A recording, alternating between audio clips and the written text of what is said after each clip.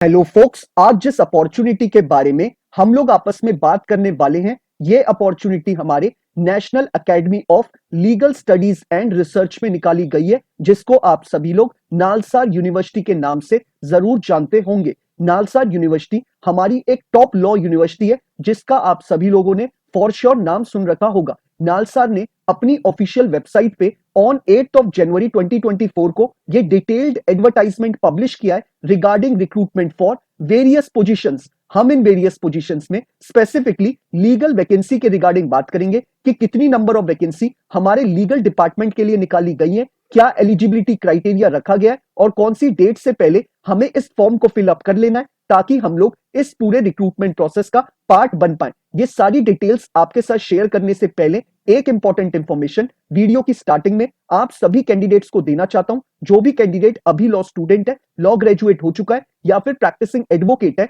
All over India के किसी भी कोर्ट में, अगर वो चाहता है हमारे इंडिया में हमारी लीगल फर्टिनिटी के रिगार्डिंग कोई भी वैकेंसी निकले, चाहे वो आपकी इंटर्नशिप की वैकेंसी हो, चाहे वो आपकी जुडिशरी की वैकेंसी हो, चाहे कोई कॉर्पोरेट वैकेंसी हो, या फिर सेंट्रल और स्टेट गवर्नमेंट के द्वारा निकाली गई कोई बैंक की वैकेंसी हो, या फिर पब्लिक सेक्टर अंडरटेकिंग यानी पीएसयू की वैकेंसी हो, या फिर हमारे प्रैक्टिसिंग एडवोकेट्स के लिए निकाली गई कोई इंपैनलमेंट की वैकेंसी हो, it means all over India में हमारे लीगल फर्टिनिटी के रिगार्डिंग कोई भी वैकेंसी निकलेगी, उस वैकेंसी के रिगार्डिंग आप सभी कैंडिडेट्स को इस चैनल पे टाइमली अपडेट प्रोवाइड कराई जाएंगी, ताकि आप सभी लोग टाइमली इन रिक्रूटमेंट प्रोसेस का पार्ट बन पाए और जल्दी से जल्दी एक अच्छी अपॉर्चुनिटी को ग्रैब कर पाए। तो मैं चाहूंगा जिस भी कैंडिडेट ने अभी इस चैनल को सब्सक्राइब नहीं करा है, वो मेक श्योर करे कि वो इस चैनल को बिना सब्सक्राइब करे ना जाए, ताकि उससे इस चैनल पे आने वाली हर एक दिन लीगल अपॉर्चुनिटी के बारे में कोई भी इंफॉर्मेशन मिस आउट ना हो। अब हम इस डिटेल्ड एडवर्टाइजमेंट के बारे में बात कर लेते हैं।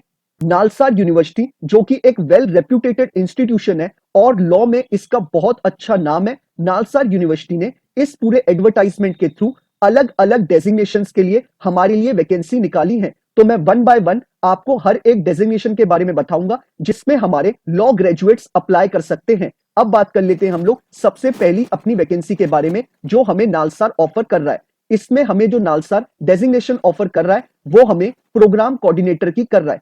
इसमें जो प्रोग्राम कोऑर्डिनेटर के लिए नालसार ने नंबर ऑफ वैकेंसी रिलीज करी है वो सिर्फ एक वैकेंसी है, और ये जो आपकी जॉब है ये आपकी कॉन्ट्रेक्चुअल बेसिस की जॉब है। 3 साल का कॉन्ट्रैक्ट आपका नालसार के साथ बनेगा। अगर आपकी सर्विसेज नालसार को पसंद आएंगी तो आपके कॉन्ट्रैक्ट के ड्यूरेशन को आगे भी एक्सटेंड किया जा सकता है। अब बात कर लेते हैं जॉब लोकेशन के रिगार्डिंग। इन्होंने स्पेसिफिकली मेंशन करा है कि आपकी जो जॉब लोकेशन होगी वो आपकी हैदराबाद होगी। और अब बात कर लेते हैं रेम्यूनरेशन यानी सैलरी के बारे में। इन्होंने क्लियरली मेंशन करा है कि आपकी जो मंथली सैलरी आपको नालसार प्रोवाइड कराएगा एज अ प्रोग्राम कोऑर्डिनेटर, वो आपको 80,000 रुपीज प्रोवाइड कराएगा, और ईयरली बेसिस पे आपके 80,000 रुपीज में आपको 10% का हाइक दिया जाएगा। अब बात कर लेते हैं इसके एलिजिबिलिटी क्राइटेरिया के ऊपर। इन्होंने क्लियरली मेंशन करा है कि अगर आप एक मास्टर डिग्री होल्डर हैं, यानी अगर आपने एलएलएम की डिग्री कंप्लीट कर रखी है और आपके एलएलएम में आपने स्पेशलाइजेशन आपकी क्रिमिनल लॉ जैसे सब्जेक्ट में थी, तो आप इनके एजुकेशनल क्वालिफिकेशन के क्राइटेरिया को मैच करते हैं। अब बात कर लेते हैं एक्सपीरियंस के रिगार्डिंग। इन्होंने क्लियरली मेंशन करा है कि अगर एज अ प्रैक्टिसिंग एडवोकेट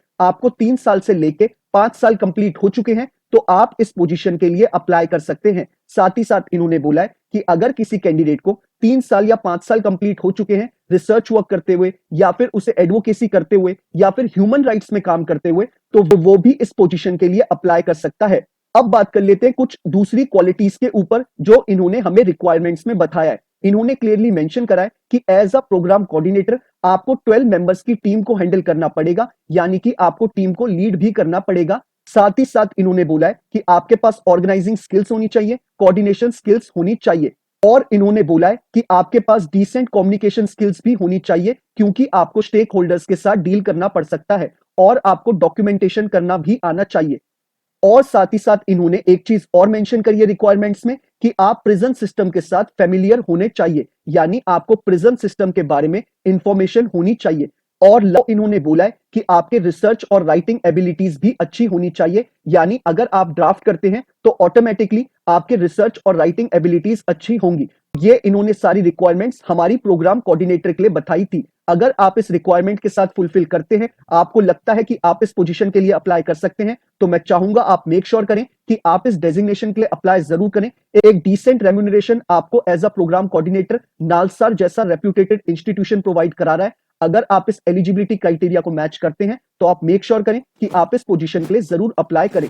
अब बात कर लेते हैं हम लोग अपनी दूसरी डेजिग्नेशन के रिगार्डिंग। नालसार हमें जो दूसरी डेजिग्नेशन ऑफर कर रहा है वो हमें फेयर ट्रायल एडवोकेट की कर रहा है, और इसमें जो नंबर ऑफ वैकेंसी निकाली गई है वो हमारी 4 वैकेंसी निकाली गई है। और जो आपकी ये जॉब होने वाली है, ये जॉब भी आपकी कॉन्ट्रैक्चुअल बेसिस की जॉब होगी। आपका नालसार यूनिवर्सिटी के साथ 3 साल का कॉन्ट्रैक्ट बनेगा। अगर आपकी सर्विसेज नालसार यूनिवर्सिटी को पसंद आती हैं, आपका काम पसंद आता है, तो आपके कॉन्ट्रैक्ट को आगे एक्सटेंड भी किया जा सकता है। आपकी जो जॉब लोकेशन होगी वो आपकी हैदराबाद होगी। अब बात कर लेते हैं सैलरी यानी रेम्यूनरेशन के बारे में। आपको जो मंथली सैलरी प्रोवाइड करेगा नालसार यूनिवर्सिटी, वो आपको 40,000 रुपीज मंथली प्रोवाइड कराएगा, और साथ ही साथ ईयरली बेसिस पे आपके 40,000 में 10% का हाइक आपको नालसार यूनिवर्सिटी प्रोवाइड कराएगा। साथ ही साथ इन्होंने क्लियरली मेंशन करा है कि ये जो 4 नंबर ऑफ वैकेंसी निकाली गई है, इनमें से 2 वैकेंसी हमारी रिजर्व रखी गई है फीमेल कैंडिडेट्स के लिए।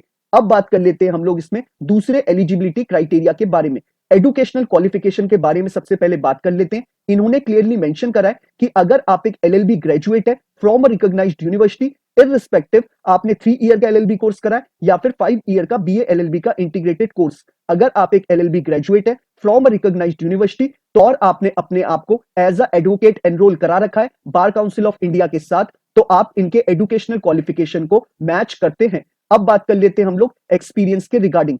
उन्हें क्लियरली मेंशन करा है कि अगर कोई कैंडिडेट को एज अ प्रैक्टिसिंग एडवोकेट 1 साल या 2 साल कंप्लीट हो चुके हैं, तो उसको प्रेफर करा जाएगा, उसको अपर एज दी जाएगी बाकी फ्रेशर कैंडिडेट से। यानी हमारी इस पोजीशन के लिए फ्रेश लॉ ग्रेजुएट्स अप्लाई कर सकते हैं, लेकिन अपर एज उन कैंडिडेट्स को फ्रेशर के ऊपर दी जाएगी जो कि हमारे प्रैक्टिसिंग एडवोकेट है, जिन्हें 1 साल से 2 साल प्रैक्टिस करते हुए कोर्ट रूम्स में हो चुका है।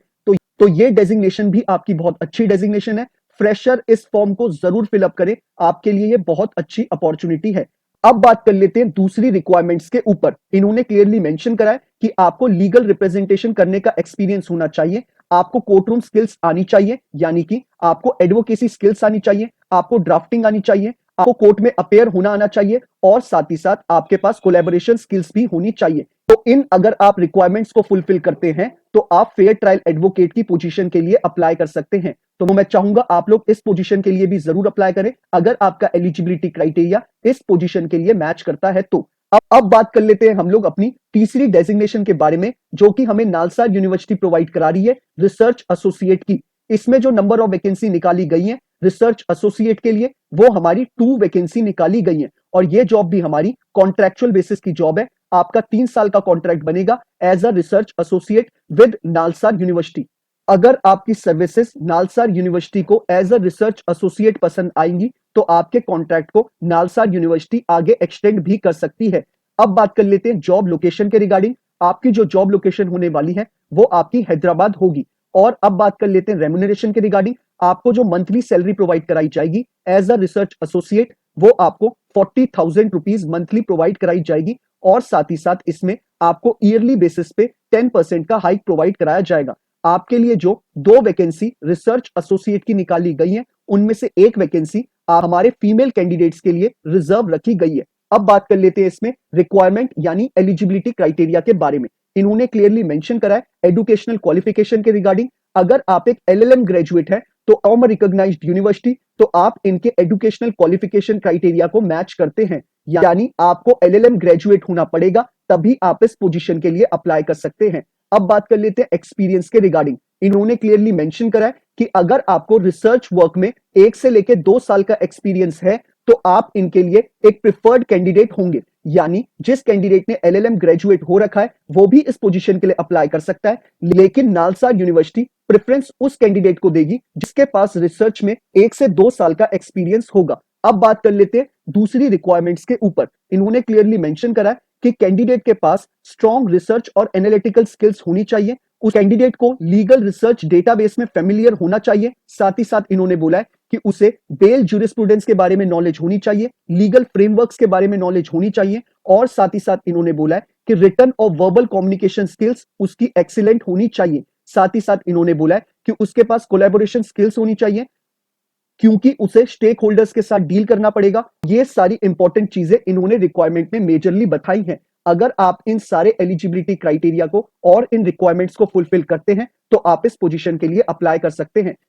अब बात कर लेते हैं कि हमें इन डेजिग्नेशन और पोजीशंस के लिए कैसे फॉर्म को फिलअप करना है। आप वीडियो के नीचे डिस्क्रिप्शन बॉक्स में जाएंगे, आपको जो पहला लिंक डिस्क्रिप्शन बॉक्स में अवेलेबल है आप उस पर क्लिक करेंगे, आपके स्क्रीन पे ये पूरा एडवर्टाइजमेंट खुल के आ जाएगा। आप चाहे तो इसे डाउनलोड कर सकते हैं या फिर अपने स्क्रीन में स्क्रॉल डाउन करके आप इसको पढ़ सकते हैं। ऐसे ही नीचे डिस्क्रिप्शन बॉक्स में आपको उस लिंक के नीचे एक ईमेल आईडी प्रोवाइड करा रखी है मैंने, जिसको मैं आपको एक बार पढ़ के भी बता देता हूं, murali.karnam@gmail.com।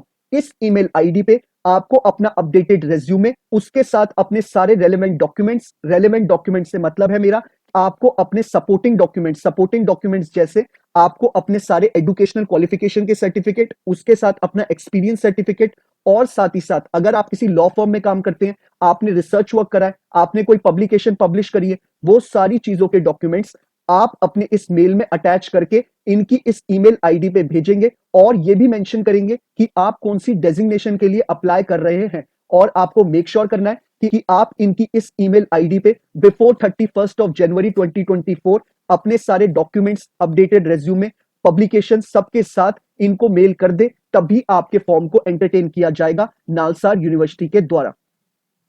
अब बात कर लेते हैं एप्लीकेशन फी के रिगार्डिंग। आप समझ गए होंगे कि अगर आपको सिर्फ मेल ड्रॉप करना है तो आपके लिए कोई भी एप्लीकेशन फी नहीं रखी गई है। अगर आप लोग इंटरेस्टेड नहीं भी हैं तो भी मैं कहूंगा कि आप लोग इसमें अप्लाई जरूर करिएगा, क्योंकि आपको सिर्फ एक घर बैठ के मेल ड्रॉप करना है, कोई भी आपको कहीं भागा दौड़ी नहीं करनी है।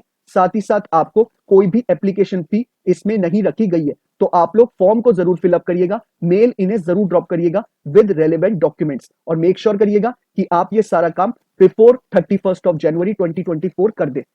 तो ये सारी इंपॉर्टेंट इंफॉर्मेशन हमें इस एडवर्टाइजमेंट में प्रोवाइड कराई गई थी। अगर आपको ये वीडियो पसंद आई हो तो आप इसे लाइक शेयर जरूर करिएगा, और अगर आप चाहते हैं कि ऐसे ही हर एक दिन आपको एक लीगल अपॉर्चुनिटी की अपडेट मिलती रहे तो आप मेक श्योर करिएगा कि आप इस चैनल को बिना सब्सक्राइब करे ना जाए। Thank you so much.